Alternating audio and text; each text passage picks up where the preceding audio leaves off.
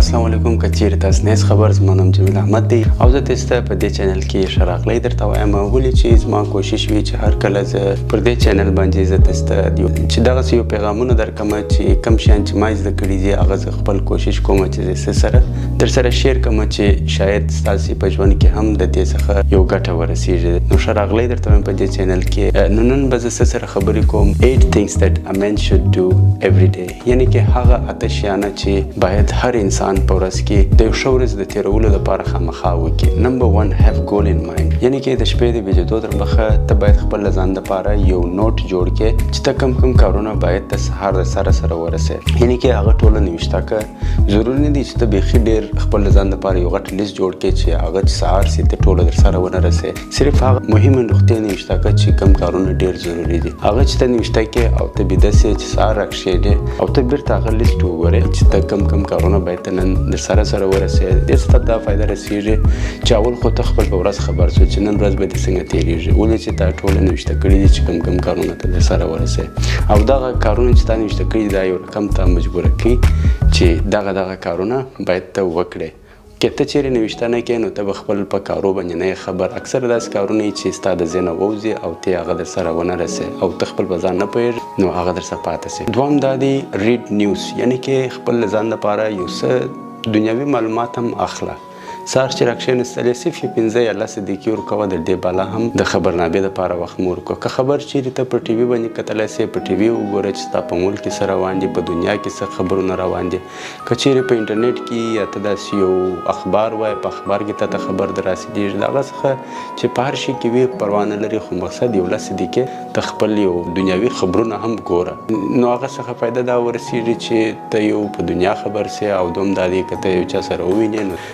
ته هم یو څه خبر لري د دنیا په باره کې. نمبر 3 ټیک کیر اف یور باډي یعنی کې خپل د صحت چې دی هغه ډېر خیال وساتئ خپل د صحت او خپل د سټایل یعنی کې کومې جامې چې تا اغوندې هغه جامې باید د فیشن په حساب سره برابرې وي هغه بالکل صفا وي د هغه رقم وریښتان چې دي وریښتان ته باید خپله ورځ مقرره کړې چې په دغه ورځ باندې زه باید زه خپل وریښتان کوچني کړم نو چې ته دغه خپل د صحت کوم خوراک کې هغه باید صحتمند خوراک وي او دغه رقم خپل لباس خپل جسم د هر شي باید ته ډېر صفا سوتره خیال یې وساتې دغه تا ته یو ښه فیلینګز درکوي او هر وخت به ته اکټیوه وې دغه رقم که ته چیرې د باندې ووځې نو ته به خپل په ځان کې هم ښه محسوسې او کوم خلک چې تا وګورې د هغو په نظر به هم ته ډېر ښه ښایسته ښکارې. څلورم دی ایکسرسایز چې دی موږ باید د یو ژوند خاص حصه وبولو ولې چې ایکسرسایز چې دی یو خو دا دی چې ستا صحت بار وخت ښه وي او دوم دا دی چې ته به ذهني هم ډېر اکټیوه وې. ایکسرسایز دپاره ضروري هم نه دی چې خامخا ته باید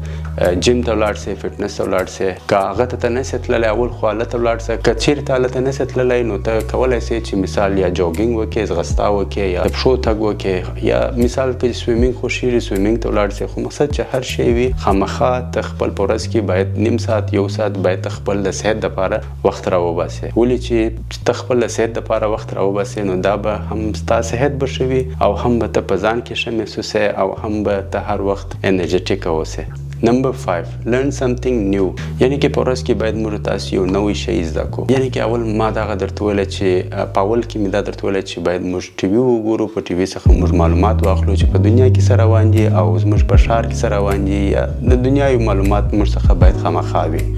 دغه رقم یو کتاب یې موږ باید یو څه وخت کتاب ته ورکو یا که دغه رقم د ټي وي څخه معلومات اخیستلی سې باید د ټي وي څخه واخلې ته د یوټیوب څخه اخیستلی سې د یوټیوب څخه واخله که د هر ځای څخه وي خو مقصد یو څه نه یو څه معلومات باید موږ خامخا د ځان دپاره وساتو. نمبر 8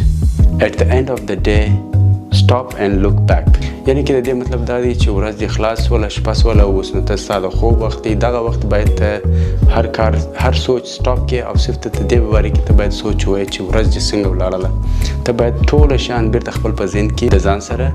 نوٹ کې یعنی د دې مطلب دا دی چې ورځ یې خلاص وله شپه سوله اوس ستا د خوب وخت دی ته باید دغه هم باید خپل په فکر کې ولرې چې ورځ دې څنګه ولاړله ته باید خپل د ورځ د ټولو ورځ شیان چې کوم تا کړي دي هغه باید ته یاداشت یې ولرې یعنی کې په هغه کې دا فرق راولي چې کوم کارونه تا په صحیح طریقه سره کړي دي په هغه کې تا ته کامیابي حاصل سوې ده نو پر هغه باندې خپل ځان دپاره ځان خوشحاله وساته د هغه شکرګزاره اوسه چې دغه کارونه ما وکړله په صحیح طریقه سره او دغه رقم که یو څه کارونه په هغو کې تا سم نه یې کړي نو هغه باید ته د ځان سره نوٹ کړې چې دغه کارونه ما په دغه وجه سره ما در سره ونه رسول. نو هغه کمی کمزوریان چې هغه باید ته د ځان سره